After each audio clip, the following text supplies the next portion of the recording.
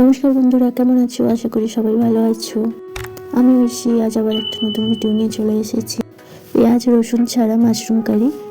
সম্পূর্ণ ভিডিওটা দেখো, লাইক কমেন্ট শেয়ার অবশ্যই করো বন্ধুরা। পাশে থাকা বেল আইকনটা টিপে পাশে থেকো। চলো শুরু করা যাক। তেলটা গরম হয়ে গেলে তার মধ্যে গোটা মশলা দিয়ে নেব। গোটা মশলার মধ্যে আছে জিরে, তেজপাতা, লবঙ্গ, দারুচিনি, এলাচ। একটু লাল লাল করে ভেজে নেব।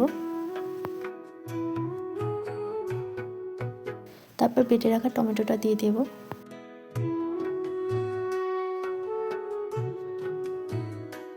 টমেটোটা যখন একটু ভাজা হয়ে আসবে ওর মধ্যে আদা দিয়ে দেব আর কাঁচা লঙ্কা কাটা দিয়ে দেব। ততক্ষণ ভাজবো যতক্ষণ না কাঁচা গন্ধ যাচ্ছে।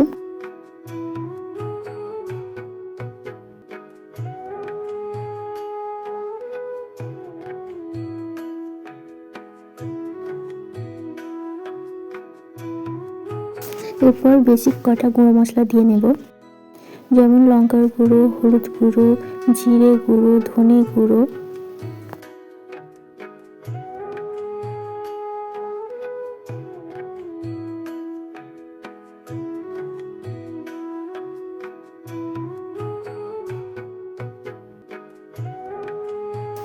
লবণটা এবার দিয়ে নেব।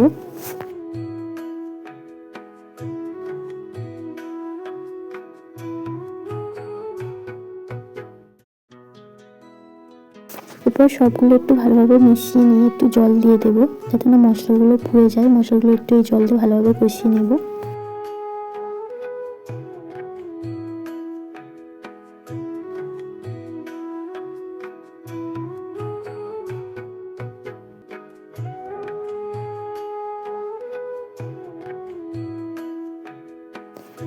মশলাটা যখন খুব ভালোভাবে কষা হয়ে যাবে, এরপরে মাশরুমগুলো দিয়ে নেব।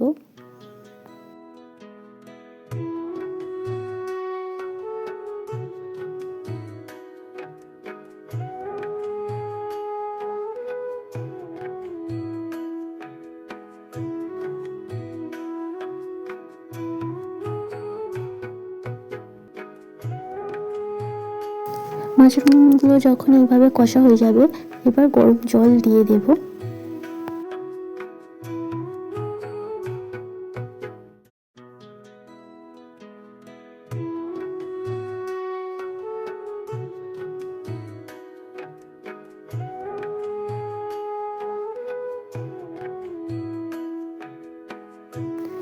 গরম জল দেওয়ার পর বেশিক্ষণ ফোটানোর দরকার নেই, 5 থেকে 10 মিনিট ফুটিয়ে নিয়ে ওর মধ্যে চিকেন মশলা আর ধনেপাতা দিয়ে নেব।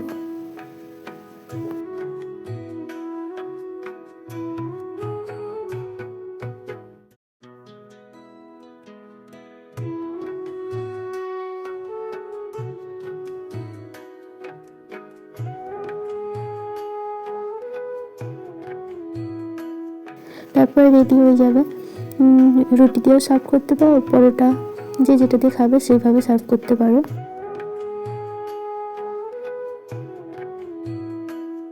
তো ভিডিওটা কেমন লাগলো অবশ্যই জানিও বন্ধুরা। ভালো লাগলে অবশ্যই ঘরে একবার ট্রাই করে দেখো। লাইক কমেন্ট শেয়ার করে দিও। পাশে থাকা বেল আইকনটা টিপে পাশে থেকো। কাল আবার একটা নতুন ভিডিও নিয়ে আসবো।